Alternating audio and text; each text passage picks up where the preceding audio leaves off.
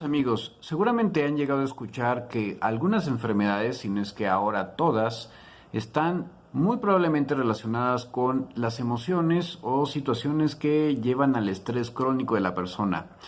Y es aquí donde viene, de hecho, un planteamiento que incluso algunos han sugerido y es: ¿la autoinmunidad es realmente resultado del acúmulo de emociones negativas a lo largo de la vida o un artificio más de la mente?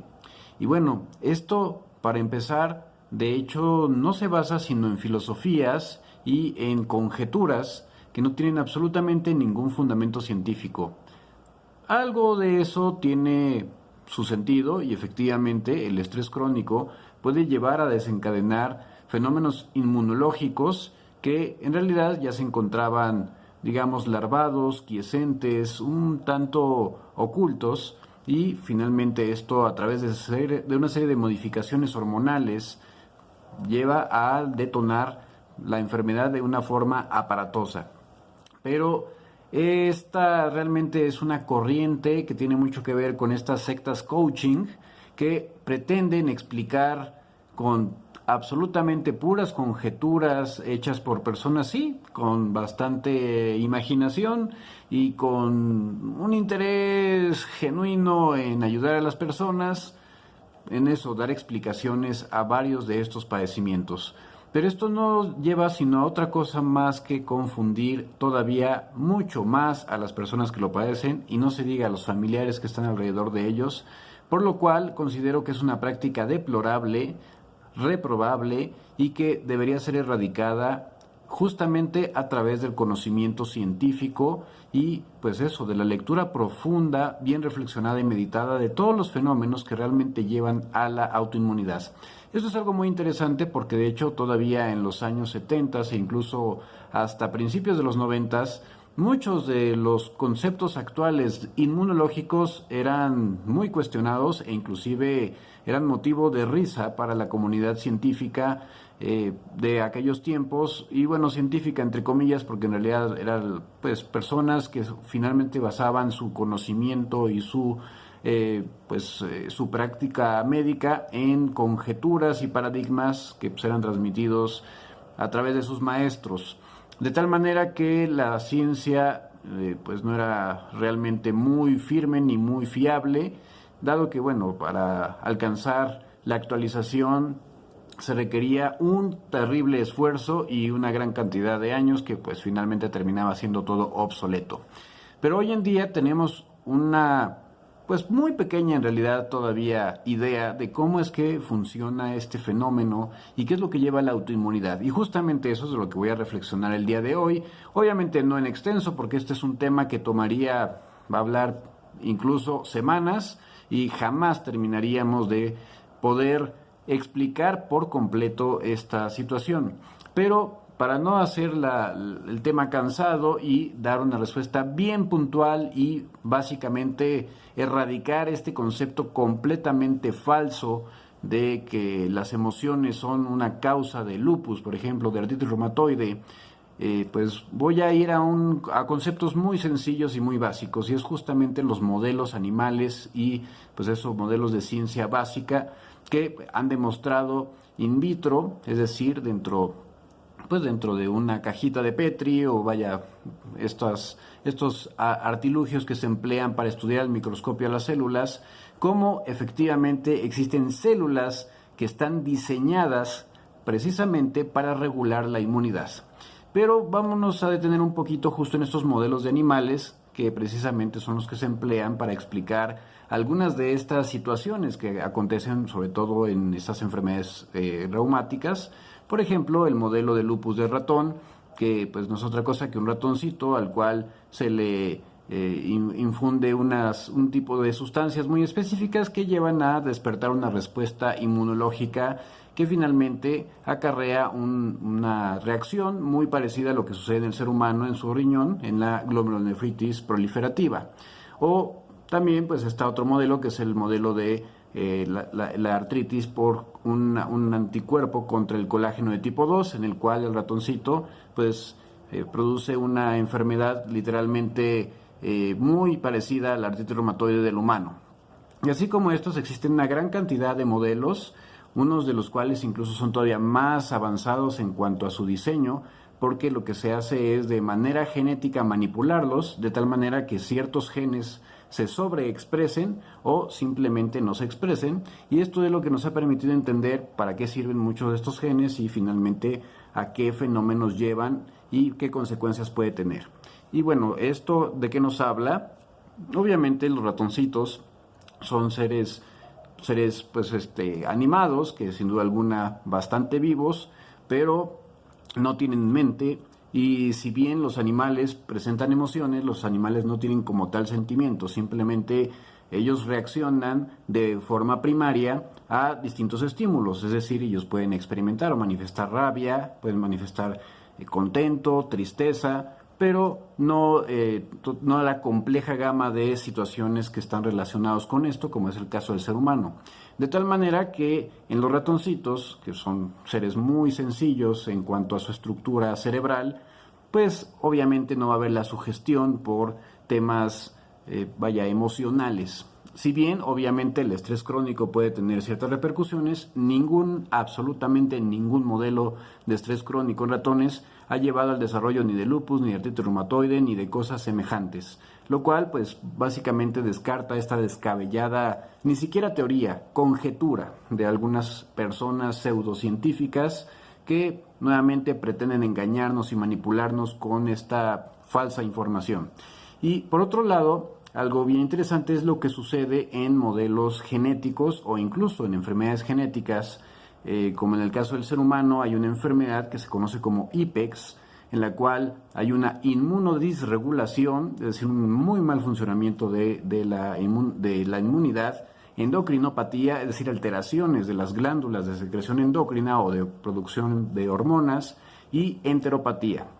ligada al cromosoma X. Es decir, una alteración del funcionamiento del tracto digestivo. Y esto es algo que es un tema genético y en el cual obviamente no tiene absolutamente nada que ver ningún concepto, ningún tema emocional. Incluso no hay una historia tampoco que los abuelos o que los padres hayan tenido previamente alguna situación emocional que haya llevado a esto. Simplemente se debe a mutaciones que usualmente se debe a daños que se van produciendo con el paso del tiempo en el ADN por muchas situaciones que están muy complejas e intrincadas y influyen de esta manera en desarrollar este tipo de alteraciones. Y nuevamente esta es otra muy clara evidencia de que no tiene absolutamente nada que ver las emociones con el desarrollo de enfermedades. Si bien, y esto sí lo aclaro, el estrés crónico y obviamente pues situaciones emocionales que producen perturbación psíquica y generan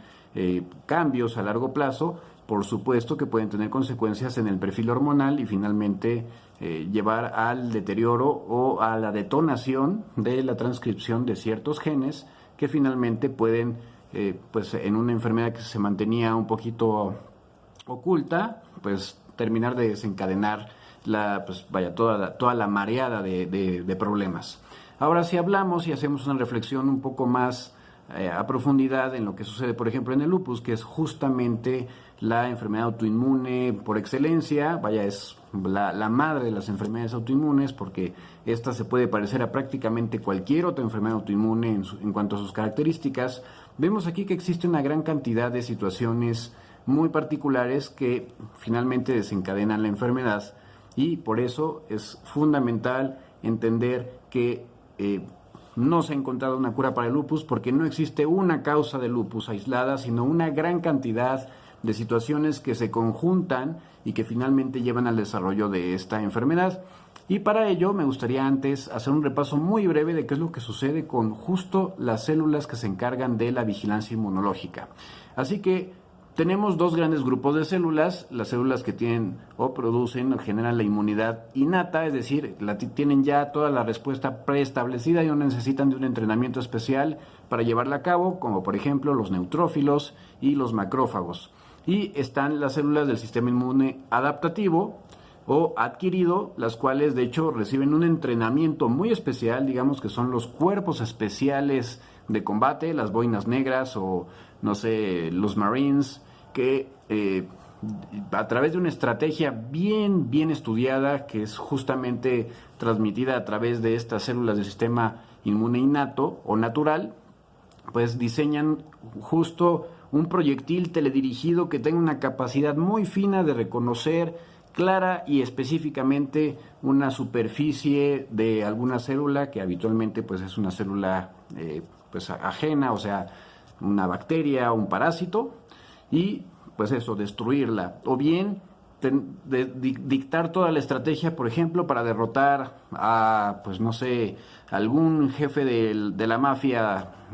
italiana, ¿no? Entonces, pues ahí está toda la estrategia de a qué horas, en qué momentos, desde qué posición, cuál es su punto débil. Todo eso lo hace el sistema inmune adquirido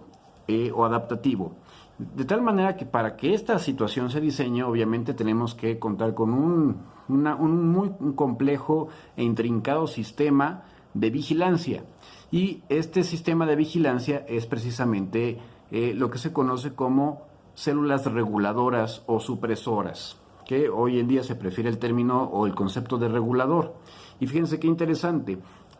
nuestras células inmunológicas, nuestros linfocitos, nuestros glóbulos blancos, que son los que se encargan de estas respuestas, empiezan a surgir desde que somos nosotros pequeños embriones, y en el saco vitelino, que es pues una estructura que está enfrente de nuestro abdomen cuando somos pequeñitos, alrededor de ellos empiezan a formarse estas celulitas que poco a poco van van diferenciándose de una manera tal que tengan la capacidad de, con el tiempo, pues ir adquiriendo justo esta habilidad de aprendizaje altamente específico. Y esto se lleva a cabo, en el caso de los linfocitos T, en una glándula que se encuentra justo por arriba de nuestros grandes vasos, en el cuello, que se llama timo, por eso se llama linfocitos T, y los linfocitos B, que recibieron su nombre porque originalmente se describieron en la bursa de Fabricio de las aves, pero en nosotros es en el caso primero en el vaso, cuando somos muy pequeñitos, o sea, somos fetos, y después en la médula ósea, ya casi cuando estamos por nacer, y durante nuestra vida, en nuestra infancia y durante nuestra juventud y adultez, ahí es donde se continúan capacitando. Estos son los que se consideran o se conocen como órganos linfoides primarios. Y fíjense qué interesante y qué maravillosamente estamos diseñados y formados,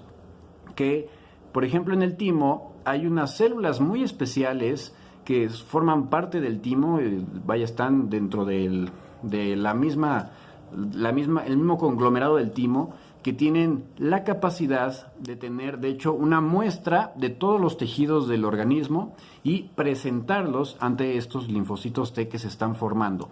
Y vean nada más qué interesante, si estas células detectan algún linfocito T que se está formando, que tiene una especial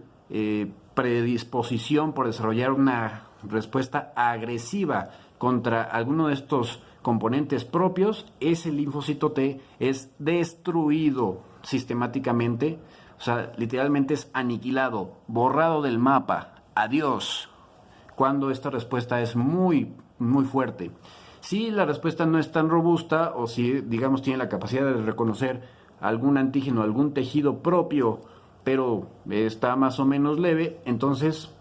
puede suceder algo que se llama anergia, es decir, se le quita la capacidad de responder y de replicarse, porque una vez que desarrollan esta estrategia, pues obviamente pues eso se van expandiendo como lo hace un ejército. Bueno, estos linfocitos, entonces se lleva a cabo algo que se llama anergia, y después estos mismos se convierten, justamente al tener esta capacidad, en linfocitos moderadores de la respuesta inmunológica. Precisamente esto es lo que sucede en los tejidos linfoides primarios, y en los secundarios lo que sucede es que hay nuevamente se vuelven a experimentar este tipo de interacciones, y ya sea que se suprima definitivamente o ya se vuelvan pues justo parte de estos mediadores inmunológicos. Y además de esto, existen dentro de las mismas células, las que tienen una respuesta, digamos, normal, o sea, que tienen esa capacidad de reconocer antígenos externos o células tumorales, existe una serie de mecanismos en el momento en que se encuentran la célula que presenta el ese fragmento de tejido con la célula que lo reconoce y es la que va a desarrollar toda esa respuesta especializada. Una vez que se lleva a cabo esto que se llama sinapsis inmunológica, entonces hay una serie de moléculas que van a interactuar entre sí para frenar esta estimulación, de tal manera que no se vuelva algo perpetuo, porque obviamente pues eso significaría una respuesta inmunológica crónica y destructiva, que es justo lo que sucede en las enfermedades autoinmunes. Entonces estamos hablando desde defectos, por ejemplo en algunos receptores que no tienen la capacidad de reconocer correctamente las estructuras específicas y hacer que se vayan acumulando, como es la mutación en el factor en la fracción FC de las inmunoglobulinas, que va haciendo que se vayan acumulando anticuerpos, o mutaciones en el factor de necrosis tumoral, que pues lleva a un exceso de estimulación de las células inflamatorias, de tal manera que no se logran apagar a tiempo o que se hacen resistentes a la muerte celular programada, que es otro fenómeno que sucede para precisamente evitar esta perpetuación, o bien incluso mutaciones que llevan al desarrollo de producción o hiperproducción o una deficiente producción de ciertas moléculas reguladoras. Por decir algo, un acelerador de la degradación del complemento, cuando hay una deficiencia de esto, produce en algunas personas algo que se llama angioedema hereditario, o pues de hecho en el lupus, justo de las causas más frecuentes de lupus genéticas es precisamente defectos en el complemento, especialmente en la fracción C1q, en el C2 y en el C4. Por eso es que muchos pacientes con lupus tienen el C4 constantemente o permanentemente bajo y no significa necesariamente que estén activos. Simplemente tienen este defecto que es bastante frecuente en la población lúpica y es algo de las cosas que los predispone al desarrollo de lupus, porque el complemento tiene varias funciones. Una de ellas es reconocer células extrañas y llevar a algo que se llama formación de un poro a través del complejo de poro de membrana, pero también las células viejas. Las células viejas se van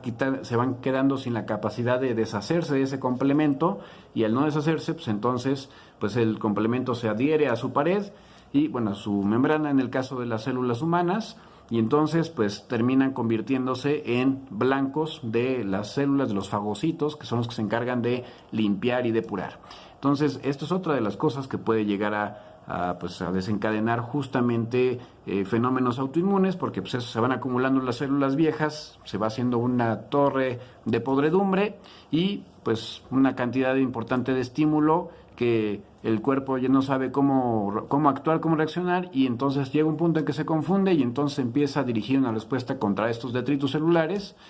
contra estos desechos celulares propios del mismo individuo, y finalmente desencadena la enfermedad. Así como también la deficiencia de algunos reguladores de la sinapsis inmunológica, como por ejemplo CTLA4, y bueno, hay una gran cantidad de otras sustancias que no voy a tratar o no voy a ahondar porque va a terminarse convirtiendo esto en una cátedra de inmunología aburridísima y no es lo que pretendo. Únicamente lo que quiero y pretendo con esta discusión es hacerles ver que pues muchas de estas pseudo teorías, porque no se puede decir teoría algo que no tiene ni siquiera un mínimo de análisis científico o de una observación seria, madura, sino pues meras especulaciones, pues distan bastante de poder entender o profundizar un poco en estos fenómenos. Y bueno, y ahora sí que me extendí mucho en este video, les dije que era algo que daba para mucho, pero vamos a dejarlo por ahora. ¿Qué les parece? Hasta la próxima.